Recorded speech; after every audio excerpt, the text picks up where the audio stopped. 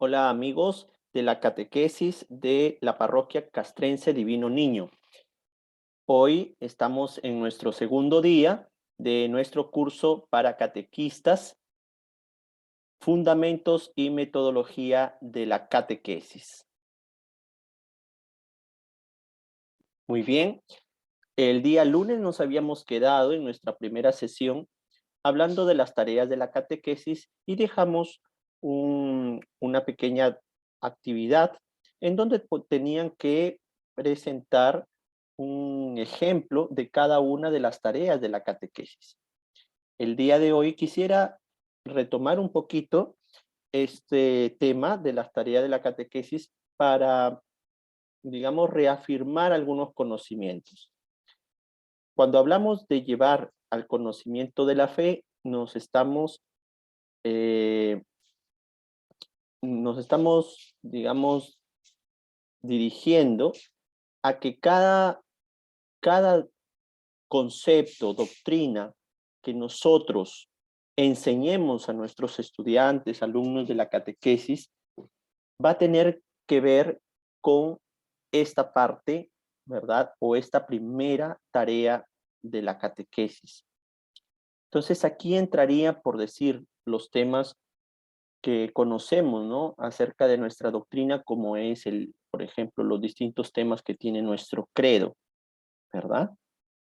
El tema del cielo, la Trinidad, la salvación, tema de, por ejemplo, de la Biblia, ¿no? Las Sagradas Escrituras, Antiguo, Nuevo Testamento, la historia de la salvación, los inicios de la iglesia, ¿verdad? Todo lo que tenga que ver con conceptos doctrinales, bíblicos, ¿verdad? O del magisterio de la iglesia, tiene que o está encerrado dentro de esta primera tarea de la catequesis, que es llevar al conocimiento de la fe. Entonces, cada vez que yo hago actividades para dar a conocer doctrina, ¿sí?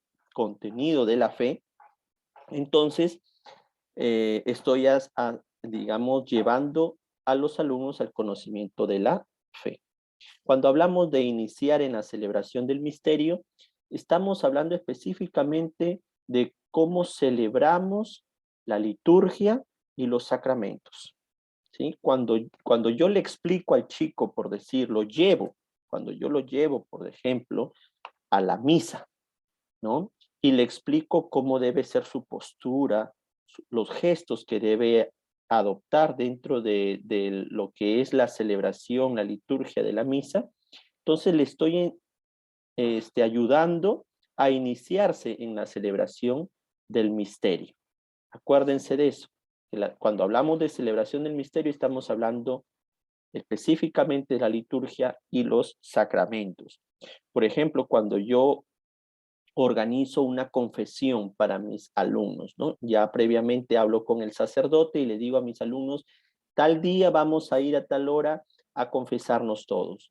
Entonces, llegan tus alumnos a la iglesia, tú les vas, digamos, dirigiendo, explicando un poquito, ¿verdad? Para ayudarles, qué sé yo, a quitarse a veces el miedo y explicarles cómo es el procedimiento o los pasos para una buena confesión, por ejemplo. Entonces, ahí les estás iniciando en el misterio. Cuando los llevo, por ejemplo, a mis alumnos, por ejemplo, donde a orar por un enfermo y llevo al sacerdote para que, qué sé yo, para que haga la unción de los enfermos. Ahí estoy enseñándoles o iniciándoles en la celebración del misterio. Entonces, acuérdense de eso. Cuando hablamos de formar en la vida en Cristo, específicamente hablamos de la parte moral de la vida cristiana. Entonces aquí están encerrados, por decir, cuando enseñamos sobre los valores cristianos, cuando enseñamos los principios de la vida cristiana o los principios de la doctrina social, por decir, ¿no? Cuando hablamos de los 10 mandamientos, tienen que ver con formar en la vida en Cristo. Por ejemplo, una actividad, yo les planteo vamos a suponer que sucede, qué sé yo, varios de mis alumnitos ya se están enamorando, por ejemplo, y veo la necesidad de hablar, por decir, de la sexualidad, ¿no?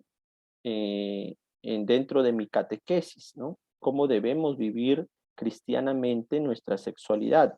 Entonces, comienzo por hablar, por ejemplo, de lo que implica el mandamiento o el sexto mandamiento, que es no cometerás actos impuros, ¿no? No solamente hay una prohibición de por medio, sino que hay todo un tema de sexualidad que debemos abordar con mucha inteligencia, sin represiones, y que donde nosotros debemos guiar a los alumnos con mucho tino, ¿verdad? Entonces, a eso nos referimos con formar en la vida en Cristo. Cada actividad que tú realices para enseñar, ¿verdad?, actos morales o desarrollar la conciencia moral en los alumnos, entonces estás en ese rubro o en esa tarea de la catequesis. Enseñar a orar se refiere a todo lo que tiene que ver con la oración, como dice ahí el punto, ¿no? Enseñar a orar. Cuando les enseñas a tus alumnos a rezar el rosario, cuando les enseñas a tus alumnos también sobre la misa, por ejemplo, cuando les enseñas a tus alumnos cómo deben orar cuando estén solos, ¿no? Cómo deben orar cuando estén en comunidad, cuál es la necesidad de orar. Cuando uno les enseña todo eso, estamos hablando de enseñar a orar. Aquí, por ejemplo, cuando explicas a tus alumnos el Padre Nuestro, el significado del Padre Nuestro, estamos hablando de enseñar a orar. Y por último, introducir en la vida comunitaria, nos referimos a cuando propiciamos actividades con nuestros alumnos que conlleven a una convivencia, ¿sí? Por ejemplo, jornadas, cuando realizamos con ellos retiros, cuando realizamos con ellos, por decir, una peregrinación. ¿Mm? Entonces, no solamente oramos ahí, sino también nos relacionamos y les enseñamos a convivir, a formar, a sentirse parte de el grupo.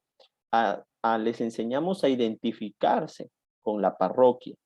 Entonces, todo eso, y por último, identificarse con la iglesia en sí, ¿no? Entonces, todas esas actividades introducen al chico, a la chica, en la vida comunitaria, en la vida de iglesia. Ya explicado esto, vamos a pasar a lo siguiente, que nos toca el día de hoy, ¿no? En la segunda sesión, que es las dimensiones de la formación de la catequesis.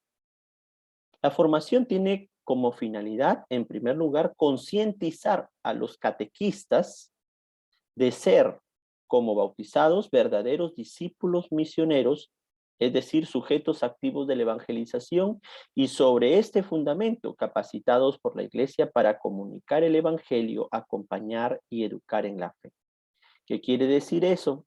En resumen, que la finalidad de un catequista es, en primer lugar, ser discípulo de Cristo, ser un evangelizador activo y saber comunicar, acompañar y educar en la fe. Eso es lo básico de un catequista. Por lo tanto, todo esto está metido, vamos a decir, implicado en estos tres, en estas tres dimensiones, ¿no?, que debe tener un catequista, todo catequista. Saber ser con, el saber y el saber hacer. Todo catequista debe ser catequista, debe tener un perfil de catequista. Todo catequista debe saber, es decir, conocer, ¿no? Conocer, por ejemplo, la doctrina, las metodologías, etcétera. Y todo catequista debe saber hacer, es decir, tener práctica de lo que conoce, ¿sí? Es decir, en el momento en que está con los alumnos, ¿qué puedo hacer? ¿Cómo lo debo hacer? ¿No? Para eso implica mucho también nuestra creatividad y nuestras capacidades comunicativas. Veamos cada uno de estos tres. Saber ser con. ¿A qué se refiere con esto? Que el catequista debe ser testigo de la fe. ¿Qué es ser un testigo? Ser testigo de Cristo quiere decir que yo doy testimonio, es decir, confirmo con mi vida, con mis palabras, con mi forma de pensar, de actuar, de que Cristo vive en medio de nosotros, en medio de la iglesia y sobre todo en mi propia vida. Entonces, si yo logro ante los demás ser un verdadero testigo, entonces prácticamente estoy evangelizando. Dice crecer constantemente en un equilibrio afectivo, sentido crítico, unidad y libertad interior. ¿Qué quiere decir con esto? Que todo catequista está siempre en constante crecimiento. Nunca dejamos de aprender, nunca terminamos de conocer. Y por lo tanto, no solamente debemos crecer en conocimientos, sino también en nuestra parte afectiva, en nuestro sentido crítico, en nuestra libertad interior, porque todos tenemos que cambiar algo, ¿verdad? Nadie está ya converso del todo. Tenemos que aprender de que cada día hay algo nuevo que cambiar, ¿no? Hay algo distinto que mejorar. Entonces, cuando somos capaces de identificar, por ejemplo, nuestros defectos, por ejemplo, nuestras carencias afectivas, nuestros problemas de historia personal, familiar, cuando somos capaces de eso, entonces vamos dando pasos para el cambio. Debemos desarrollar un sentido crítico. ¿A qué se refiere con eso? De que debemos aprender a, a ser críticos con lo que sucede dentro de nuestra catequesis, dentro de nuestro grupo de alumnos, dentro de nuestro grupo de catequistas en el que estamos, pero no para criticar y qué sé yo, tachar a alguien, no, sino dando soluciones. Es decir, yo veo esta situación y por lo tanto, ¿qué puedo aportar? ¿Qué puedo hacer para mejorar esto? Si tengo que llamar la atención de alguien o, o hacerle ver algún error a mi alumno o a un catequista, colega mío, un sacerdote, ¿sí? Tengo que aprender a saber manejar ese tipo de situaciones, ¿no? Con bastante asertividad, con bastante prudencia, con bastante tino, ¿verdad? Entonces, todo eso conlleva a un desarrollo también personal, de habilidades sociales, ¿sí? Un catequista no es cualquier persona, ya yo voy a dar catequesis y listo, ya me aprendo unos cuantos conceptos y ya estoy, ya. No, ser catequista implica todo eso, tener hasta una formación afectiva, crítica y sobre todo sentirnos libres interiormente, ¿no? Quitarnos ataduras, por decir, familiares, problemas personales, ¿no? A veces tenemos complejos, traumas, que eso lo llevamos a nuestra catequesis, lo llevamos a nuestra sesión con los alumnos y en vez de ayudarnos a manejar mejor nuestro grupo, más bien no tenemos ese como quien dice esa piedra en el zapato, ¿no? Que no nos deja ser más libres, ¿no? En nuestro quehacer, ¿no? En nuestra manera de ser. Tercero dice vivir relaciones que apoyen y enriquezcan la fe. Por supuesto, dentro de la catequesis, dentro de la parroquia tenemos que aprender a tener amigos, tenemos que aprender a tener, a convivir en amistad, ¿no? Y sobre todo, aprender a valorarnos, aprender también a aceptar la crítica del otro, ¿no? Son cositas que nos ayudan a relacionarnos y a enriquecernos. Madurar humana, cristiana y misionera, ¿no? Debemos aprender a madurar como personas en primer lugar, como cristianos en nuestra fe, ¿no? Y como misioneros. ¿A qué se refiere con una maduración misionera? Que donde me manden o donde me necesiten, allí tengo que estar. No donde me guste estar, no, sino donde sea necesario, ¿sí? Muchas veces nos metemos a la parroquia, a grupos o a actividades donde a lo mejor no estamos, vamos a decir, no estamos bien, no nos sentimos bien a veces nosotros mismos o los demás. También no se puede que no haya esa afinidad con nuestra forma de ser. Entonces, yo puedo apoyar en la parroquia, hay distintos tipos de actividades en las que yo puedo apoyar, ¿no? En las que yo puedo eh, servir, ¿no? Y por lo tanto, no necesariamente un grupo de alumnos tiene que ser el lugar donde yo deba desarrollarme, sino también en otro tipo de actividades como la oración, la liturgia, ¿verdad? Dentro de la parroquia o actividades parroquiales en la organización, qué sé yo, ¿no? A partir del saber ser, entonces aparece el saber ser con, es decir, el desarrollo de la habilidad de la comunión eclesial. ¿A qué se refiere con esto? A ver, que primero yo tengo que aprender a ser, o sea, aprender yo a ser, ¿no? Un catequista. Desarrollar mis cualidades personales, cristianas, misioneras, como hemos dicho, para luego esto enfocarlo o canalizarlo hacia la comunidad, ¿no? ¿Cuál es la comunidad eclesial?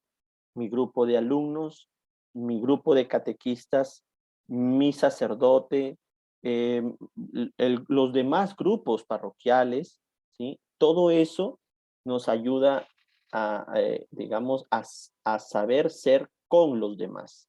Acuérdense que somos catequistas con y para los demás, ¿ya? Tener habilidad comunicativa y educadora se refiere a desarrollar, ¿no? Esas habilidades de saber dialogar, comunicar, educar. Estar comprometidos con la tarea de vigilar y garantizar la fe en las demás personas bajo mi cargo. ¿A qué se refiere? Que debemos estar atentos, ¿no? Si un alumno o una alumna, ¿verdad? Se está yendo o está aprendiendo cosas que no le están haciendo bien, por ejemplo, ¿no? Si nos enteramos de eso, pues debemos tener el tino y la manera asertiva para decírselo, para encaminarlo, para vigilar.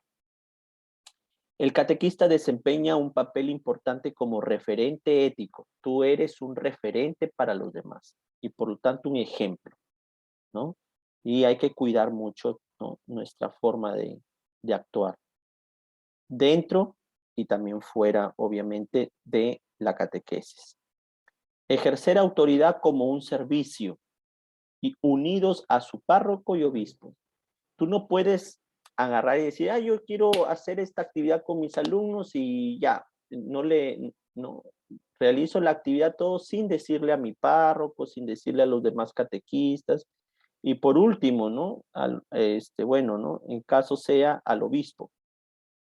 Recuerda que si tú eres autoridad con tus alumnos dentro de la catequesis, no es para mangonearlos, no es para atropellar vamos a decir, sus inspiraciones, sus propuestas, no, sino para servir, ¿no? Y la autoridad siempre debe ir de la mano del servicio, ¿ya? La siguiente dimensión es el saber. El catequista es un maestro de la fe, un maestro. Y como maestro debe saber enseñar, debe conocer, lo que va a enseñar, saberlo explicar. Entonces, para eso se necesita, ¿verdad? Una práctica, tener una pedagogía o ir aprendiendo una pedagogía, ir aprendiendo una metodología. Debe profundizar y estudiar el mensaje que debe transmitir en relación con el contexto cultural, eclesial y existencial del interlocutor. ¿A qué se refiere? Que debemos prepararnos para transmitir el mensaje de Cristo. Porque puede ser que por ahí se nos ocurra decir algo que no es o que está errado, ¿no? Y estamos enseñando por ahí herejías. No, tenemos que aprender primero a prepararnos. Y si no sé algo, pregunto, leo, me instruyo, ¿verdad? Con fuentes confiables. Entonces, a eso se refiere este punto. Dice, asimilar el contenido como sabiduría de la fe, leyendo las Sagradas Escrituras, ¿sí? Leyendo las Sagradas Escrituras, el Catecismo y los documentos del Magisterio. Dice, asimilar el contenido como sabiduría de la fe. Es decir, yo no hablo desde mi propio criterio, ¿no? Sino yo hablo en nombre de la Iglesia, en nombre de Dios. Y por lo tanto debo de conocer y asumir como sabiduría las Sagradas Escrituras, el Catecismo y los documentos del Magisterio, como por ejemplo las encíclicas. No te vas a leer todas las encíclicas, pero sí estar al día, o me voy a leer el resumen, por decir, que encuentro en internet de la Fratelli Tutti o de la Laudato Si, que son las últimas del Papa Francisco. Entonces, esa es la manera de proceder. El catequista debe conocer principalmente la historia de la salvación, los núcleos eclesiales del mensaje cristiano. ¿A qué se refiere con esto?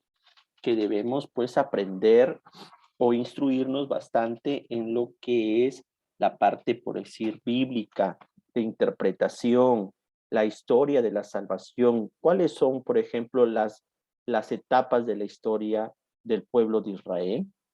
¿Las conoces? ¿Alguna vez te has interesado por conocerlas? Pues es momento, te invito, de ir averiguando, de ir autocapacitándote, autoinstruyéndote en esto, ¿sí? También dice, en contextos ecuménicos, el catequista debe conocer las doctrinas de las otras iglesias o religiones y saber manejar la comunicación con respeto, tolerancia y diálogo. ¿A qué se refiere con esto? Nosotros no estamos, digamos, cuando estamos con nuestros alumnos en la catequesis, no estamos dentro de un contexto ecuménico. ¿Por qué? Porque el ecumenismo tiene que ver con la unidad de los cristianos, es decir, con el diálogo con otras iglesias que no son católicas, pero que sí son cristianas, ¿sí? A eso se refiere con contexto ecuménico. Pero dentro de la catequesis, de tu grupo de alumnos de catequesis, todos son católicos. Sería ilógico que dentro de la catequesis de primera comunión haya un, qué sé yo, haya un evangélico o haya un testigo de Jehová. Es ilógico. ¿Por qué?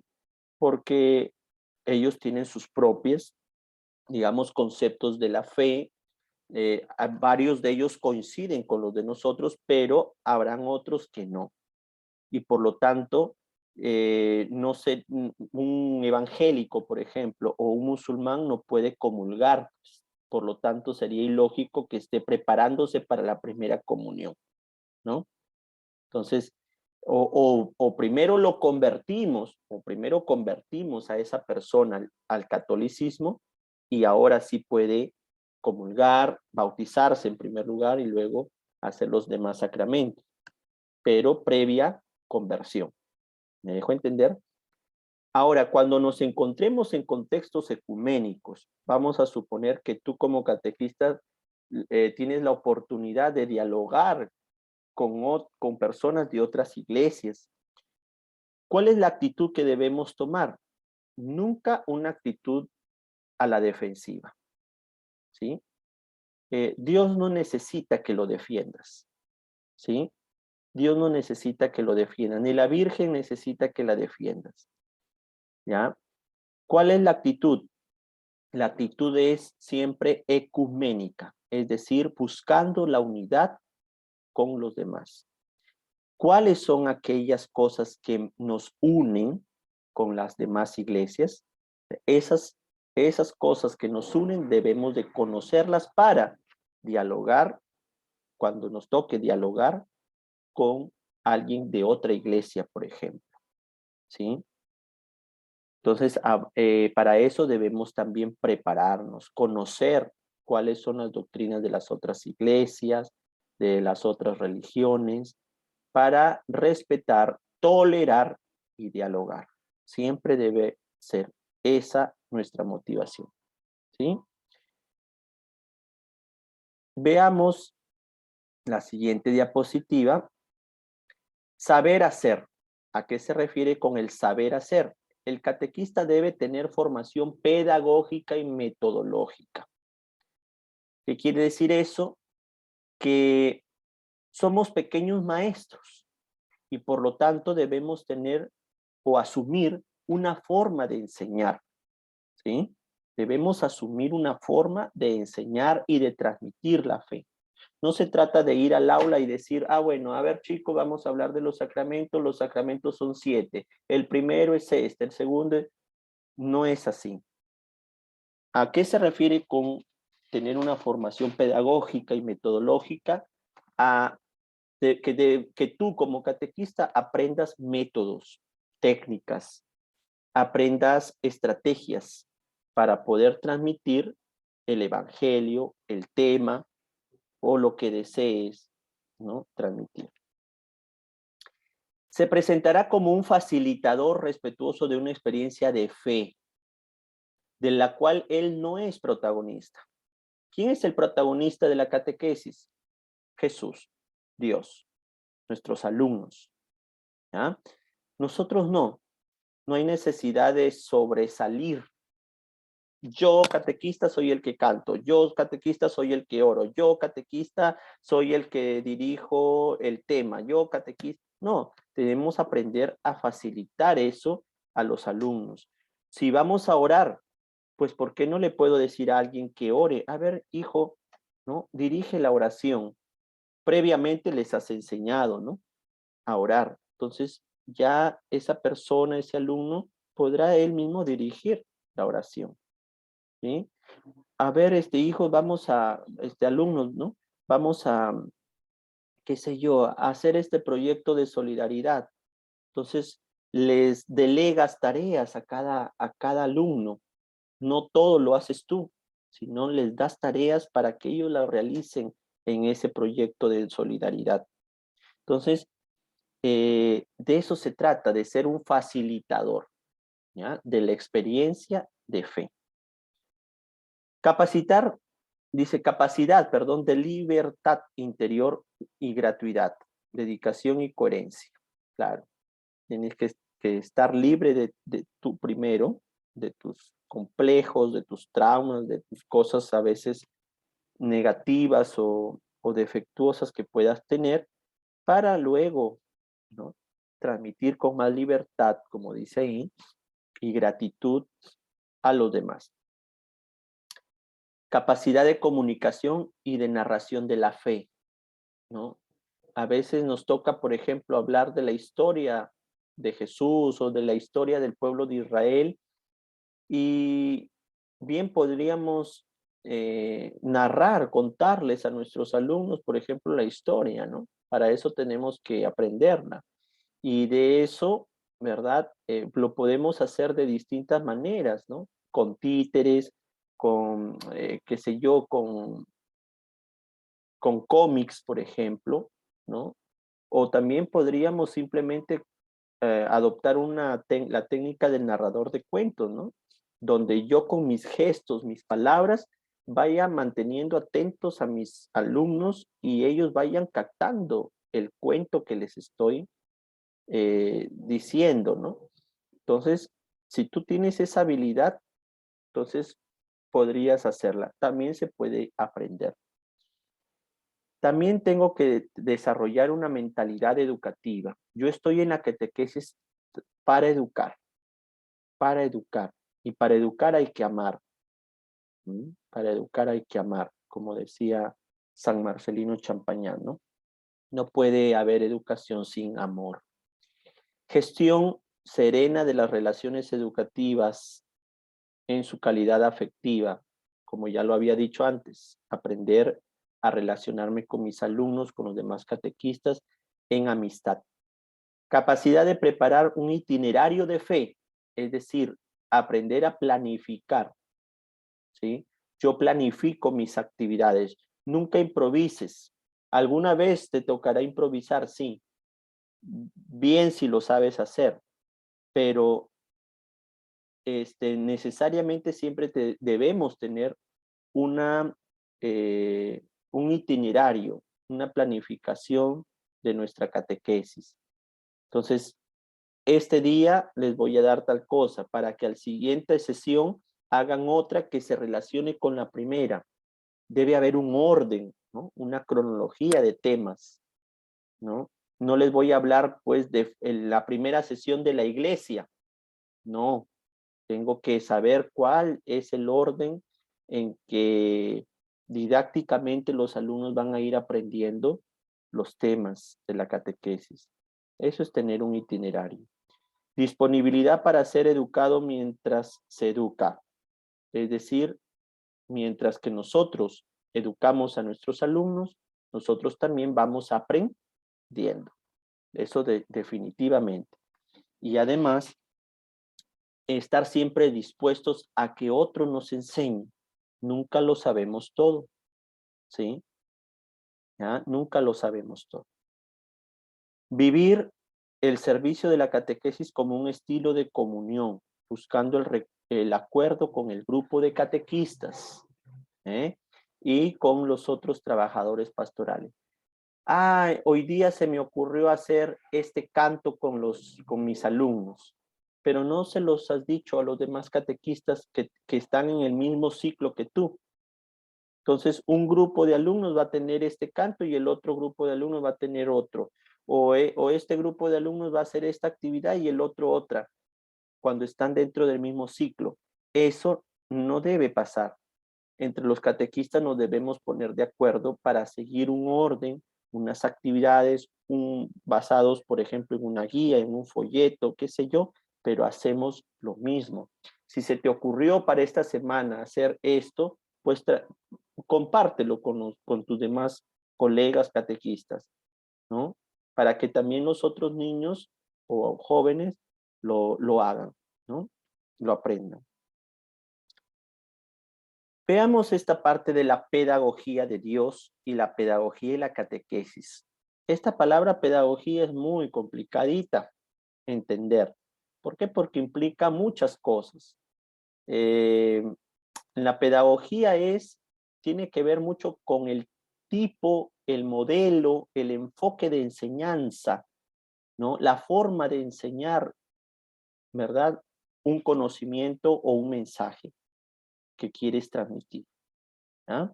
Entonces, si quieres tener un concepto más o menos de lo que es pedagogía, ¿no? Es básicamente la forma en cómo nosotros transmitimos un conocimiento, ¿sí? Entonces, la manera, la forma. Entonces, ¿a qué me refiero con la manera y la forma de transmitir un determinado conocimiento? A la aplicación de ciertos métodos, de ciertas actividades, de propiciar situaciones para educar, para enseñar, ¿sí? Dios tiene pedagogía, por supuesto. Dios es un maestro, es un educador por excelencia. Por algo le decían a Jesús maestro, ¿sí? ¿Y a qué se refiere entonces la pedagogía de Dios? ¿Cuáles son las características que tiene la pedagogía de Dios, cómo Dios actúa con el ser humano para educarlo. ¿Ah? A eso se refiere con la pedagogía de Dios. ¿Cómo actúa Dios para educarnos? Veamos. Dios toma la iniciativa siempre, una iniciativa de amor. O sea, nosotros no buscamos a Dios, sino Él nos busca a nosotros, ¿no? Para educarnos y para que estemos en gracia con Él. En tal caso, si Dios toma la iniciativa de amor con nosotros siempre, ¿cómo debemos nosotros los catequistas actuar también? ¿No?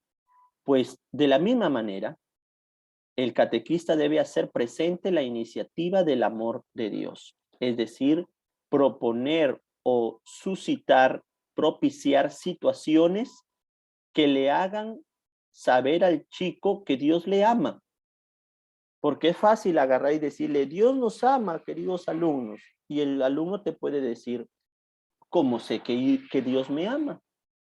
Lo dices tú, pero ¿cómo sé que Dios me ama a mí? Entonces, ahí está la inteligencia y la creatividad de nosotros como catequistas para propiciarles situaciones junto con sus demás compañeros, situaciones, qué sé yo, de ayuda, de solidaridad, de oración o de distintas formas que hay para que el chico vaya dándose cuenta de que hay un Dios que le ama de manera personal. ¿Sí? Dios siempre pide una respuesta al ser humano. Claro, si Él toma la iniciativa, siempre te pedirá que tú le respondas con un sí o con un no, ¿no? Pero no podemos ser indiferentes a Dios, ¿ya? Dios siempre espera una respuesta de ti. ¿Cómo debemos actuar los catequistas? Pues, por ende, debemos siempre llamar a la conversión a nuestros alumnos. ¿Para qué? Para su propia salvación. ¿Sí? Propiciar, vuelvo a decir, propiciar situaciones de conversión, de perdón, de que se den cuenta de sus errores, de los errores que están cometiendo, de aquellos pecados que a lo mejor todavía no han terminado de solucionar, ¿no? Y entonces ahí viene la parte pedagógica tuya como catequista de propiciar un momento de conversión con tus alumnos, ¿no? Cuando se trata de pedir perdón, cuando se trata de disculparse con el prójimo, cuando se trata de cambiar una actitud, cuando se trata de enseñarles a sensibilizarnos con los demás, con otras realidades, de eso estamos hablando, ¿no? Dios comunica su verdad, ¿verdad? La verdad de su misterio poco a poco. Es decir, Dios no es apresurado. Dios es muy paciente, ¿sí? Entonces, Él siempre te va a esperar y va a esperar el momento propicio para llegar a ti.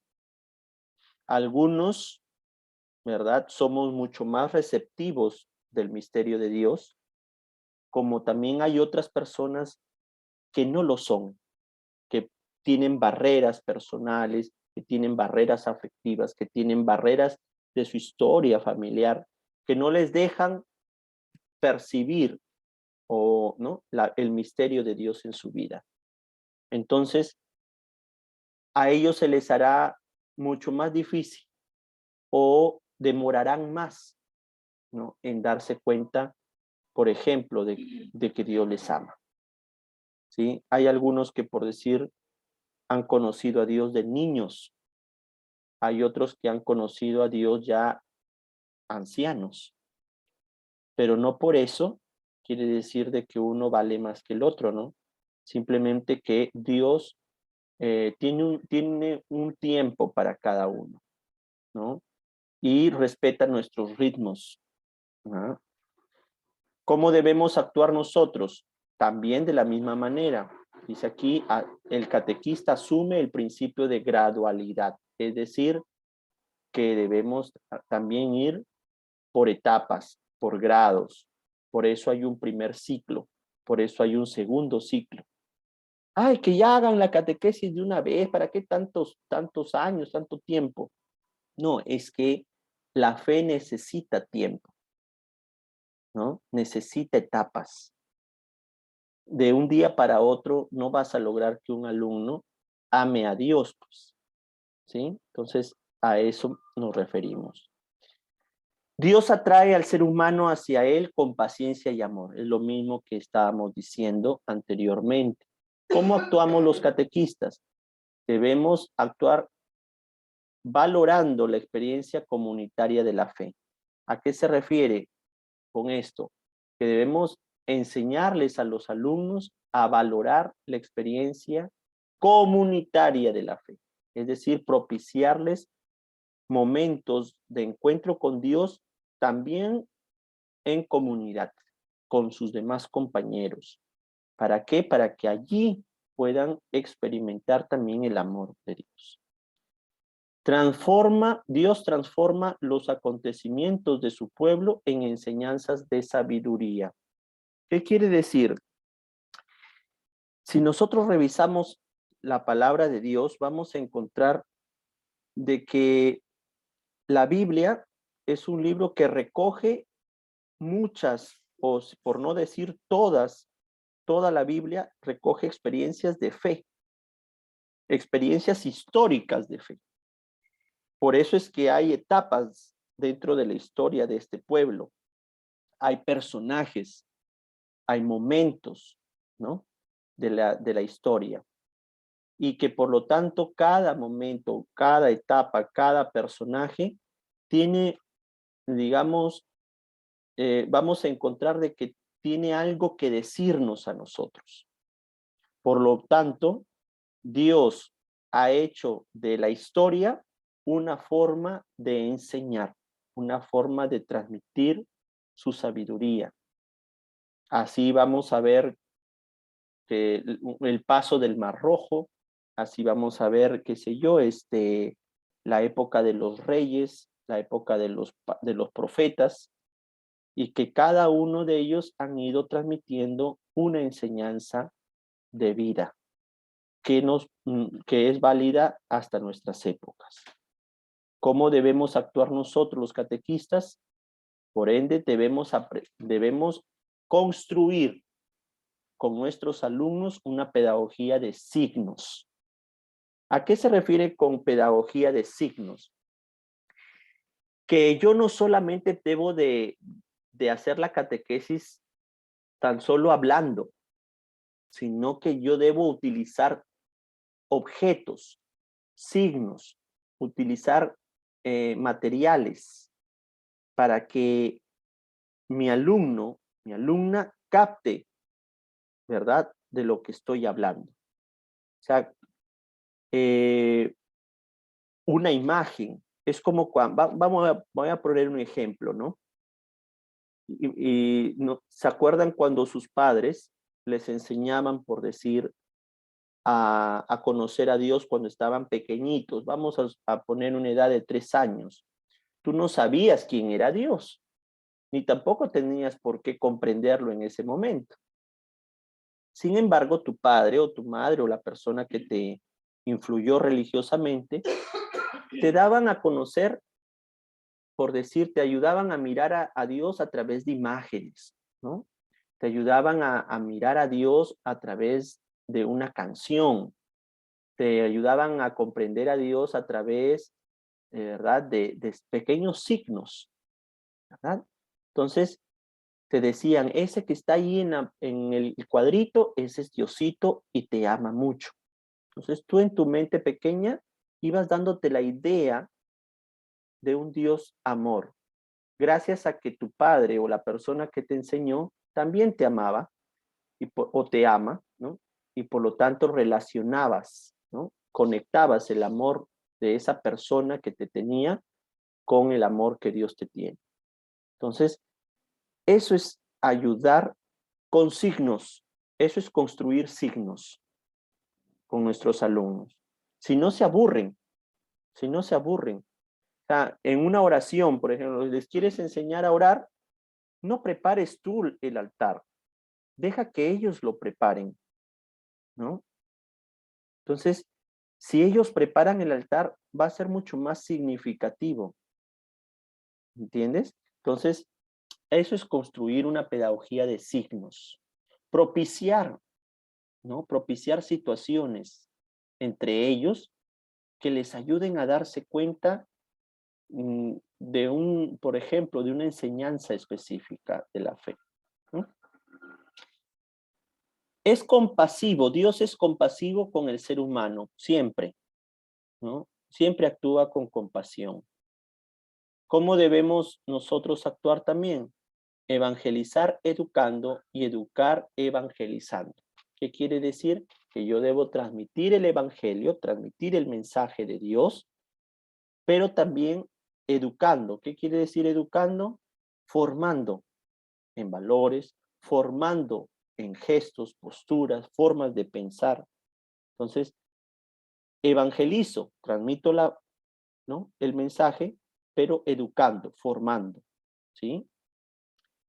Igual al revés. La pedagogía de Dios dice, Dios amonesta y educa con pruebas y sufrimiento. Claro, cuando Dios se encuentra con una persona que es dura de corazón y que le es difícil, ¿no? hacerle comprender su amor por él, entonces Dios no es que propicie el sufrimiento o la prueba, no. Simplemente que Dios permite que el sufrimiento y que la prueba vengan a tu vida, ¿no? A través de acontecimientos, personas, etcétera, para darte una lección, para que aprendas algo, para enseñarte algo, ¿sí? Entonces, no debemos, estamos hoy en día acostumbrados como padres, por ejemplo, ¿no? Ya que Dios es un padre, entonces nosotros a veces como padres hemos llegado a tal punto dentro de nuestra sociedad a ser demasiado permisivos con nuestros hijos, por ejemplo. Cuando educamos a nuestros hijos, les estamos enseñando de que ellos no deben hacer nada porque yo se los voy a hacer, ¿no? Y no queremos que sufran, no queremos que tengan ni un tipo de sufrimiento, ¿no? Que si les picó un zancudo, ya estamos preocupados, no queremos que ni les pique el zancudo, ¿no? Cuando no es así, tu hijo debe educarse, formarse, también dejándolo caer, también dejando que ese hijo, que esa hija sufra. ¿Por qué? Porque la vida no es color de rosa. La vida es también, tiene también momentos de sufrimiento. Y si no les enseñamos a lidiar con el sufrimiento, entonces vamos a obtener hijos e hijas débiles, frágiles, que se derrumban con facilidad ante los problemas de la vida. ¿Cómo debemos actuar nosotros con nuestros alumnos? De la misma manera, si ese alumno necesita, ¿verdad? Corrección, mano firme, también lo haremos. Si necesita con firmeza un acto correctivo, ¿no? También debemos hacerlo, no debemos dejar pasar momentos de corrección. Si tú dejas pasar por no ganarte problemas, dejas pasar un momento de corrección, entonces estás mal, no estás educando. El catequista debe inspirarse en la condescendencia de Dios, es decir, si Dios siendo Dios se hizo hombre y dejó su condición divina para hacerse de condición humana, pues mucho más nosotros debemos aprender a ser condescendientes con nuestros alumnos, es decir, rebajarnos o bajar, perdón, a su nivel, ¿sí? Rebajarnos a su nivel. Que ellos vean en nosotros no solo un amigo, sino un padre, un apoyo, una persona sabia que le sabe encaminar.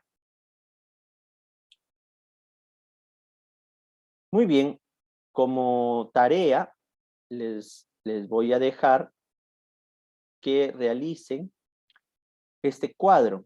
Como dice ahí, vamos a ver por aquí. Dice, identifica en los siguientes textos bíblicos las características de la pedagogía de Dios y la pedagogía de la catequesis y complete el cuadro. Tienes 3 textos bíblicos y al costado vas a ir identificando las características de la pedagogía de Dios que hemos estado hablando y de la pedagogía de la catequesis, ¿ya? Estas de aquí, las vas a ir encontrando dentro de la lectura, a lo mejor en los personajes mismos, lo vas a ir encontrando en las mismas situaciones que se dan dentro del texto, ¿sí? Las actitudes de cada personaje, etcétera. Entonces, ahí vas a ir encontrando. Como ejemplo, te he puesto aquí este cuadro, este pequeño ejemplo del fariseo y la mujer pecadora que se encuentra en Lucas 7 del 36 al 50. Ahí he ido identificando algunas características de la pedagogía de Dios y de la catequesis dentro del texto. Ya lo podrás leer en el, en ¿cómo se llama? En las diapositivas que te las voy a enviar después. Entonces, esa es la pequeña tarea, queridos amigos, y con esto terminaríamos en esta segunda sesión de nuestro curso de Fundamentos y Metodología de la Catequesis. Espero que tengan un buen día y que Dios los bendiga. Nos vemos.